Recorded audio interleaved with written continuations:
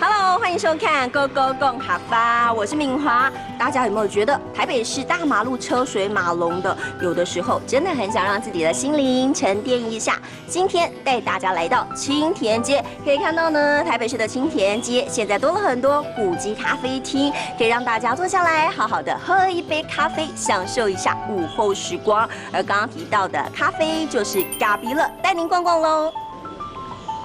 走进青田街，可以看到亚条给烘有东多咖啡店，每一间咖啡店都有历史，也很有特色。这也成为台北这座赏思相当独特的建筑风景。老树成荫，闹中取静，很多人都来感受绿意盎然的赏思凤宫。是不是真的觉得很棒呢？看看哦，在这样一个日式建筑古迹里头喝杯咖啡，真的觉得很舒服、很轻松。而刚刚敏华说到的咖啡就叫做咖比。如果大家有空的话呢，不妨到城市的一角去感受悠闲喽。刚刚提到的城市就是赏思，赏思就是城市。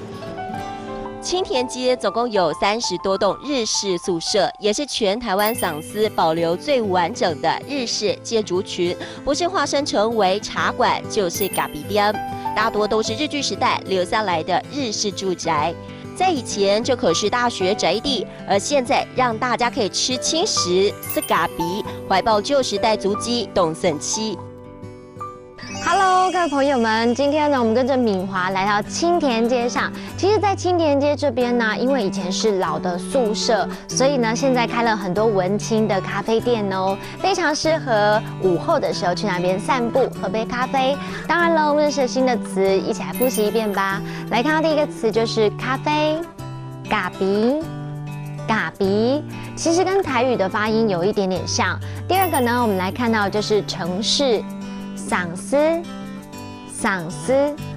第三个，我们来看到一整句话，来看到这句话就是这条街上有很多咖啡店，这条街上有很多咖啡店，这条街上有很多咖啡店。